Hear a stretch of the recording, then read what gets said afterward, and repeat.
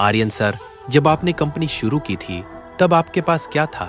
सच बोलूं, ना ही मेरे पास कोई बड़ी टीम थी, ना ही कोई ऑफिस था, और ना ही था कोई सपोर्ट करने वाला, और ना ही था इन्वेस्टमेंट। सिर्फ एक चीज़ थी, वो चीज़ थी मेरा पागलपन, मेरा जुनून कुछ बड़ा करने का। स्टार्ट करना मेरे लिए बिल्कुल भी आसान नहीं था, बिकॉज मैं कोई बिजनेस बैकग्राउंड से नहीं आता हूँ।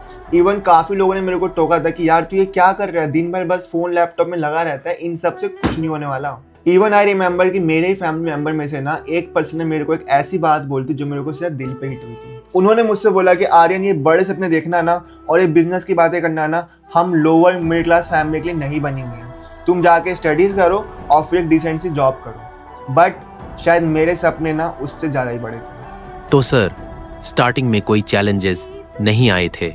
चैलेंजेस स्टार्टिंग में सिर्फ चैलेंजेस ही थे, बिकॉज कंपनी के वेबसाइट में इशू, कभी अकाउंट में इशू, कभी डॉक्यूमेंटेशन में इशू, तो कभी कंपनी की sales he down.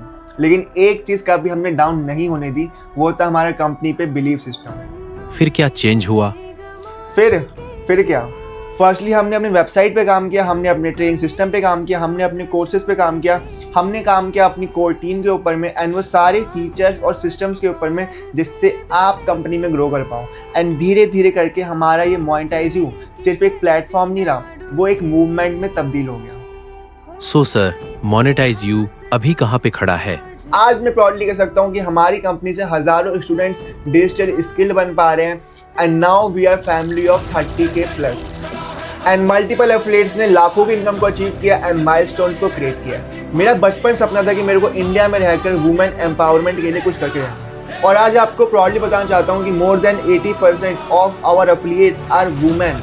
They are housewife, they are mothers, they are girls who got big dreams in their eyes, and we are happy to be a part of this journey. हमने अपना first meetup Agra में plan out किया था, and एक time पे ना वो करना भी हमारे लिए इम्पॉसिबल था, but we did it and we did it successfully.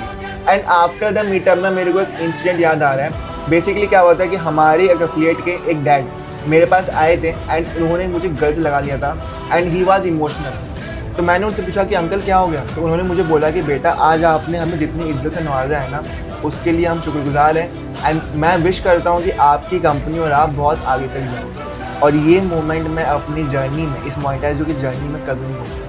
उसके बाद हमने किया दिल्ली मीटअप, जो कि 10 टाइम्स मोर ग्रैंड था, 10 टाइम्स मोर सक्सेसफुल था, एंड वहाँ पे हमने मौका दिया अपने एफिलिएट्स को कि आप अपने फैमिली मेम्बर्स को भी ला सकते हो मीटअप के अंदर में, एंड उस चीज़ ने ना हमारे इस मीटअप को बहुत ही ज़्यादा स्पेशल बना दिया था। लेकिन हमारा मानना है कि हम सब एक फैमिली है, लेकिन हमारे पास भी ना एक सपोर्टर होते हैं जो हमारे घर पर होते हैं। किसी के लिए उनके मॉम एंड डैड होते हैं, किसी के लिए उनके हस्बैंड होते हैं, किसी के लिए उनके भाई बहन होते हैं, और उनके बिना सेलिब्रेशन अधूरा है। सो इन आवर इस meetup we allow family members to be a part of our celebration, and शायद यही कुछ चीज़ें हैं जो हमें बाकी कंपनियों से अलग बनाती है।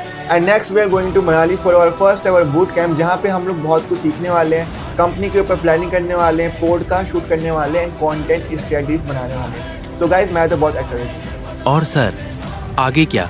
ईयर 1 में हमने सर्वाइव किया, ईयर 2 में हमने स्टेबिलिटी हासिल कर ली, और ईयर 3 हमें करना है एक्सपेंशन। मतलब अब मोनेटाइज रुकने वाला नहीं है, अब मोनेटाइज इंडिया के हर एक घर में पहुंचेगा, इंडिया के कोने कोने तक पहुंचेगा। 26 फरवरी सिर्फ मोनेटाइजो का बर्थडे नहीं है, ये एक जर्नी है जो हर इंसान ने जी है, जिसने खुद पे ट्रस्ट किया, इस कंपनी पे ट्रस्ट किया। एंड एक और बात, अगर आपका विजन क्लियर है ना, तो एक 19 साल का लड़का भी मूवमेंट क्रिएट कर सकता है। एंड हाँ guys, happy 2 years to monetise you.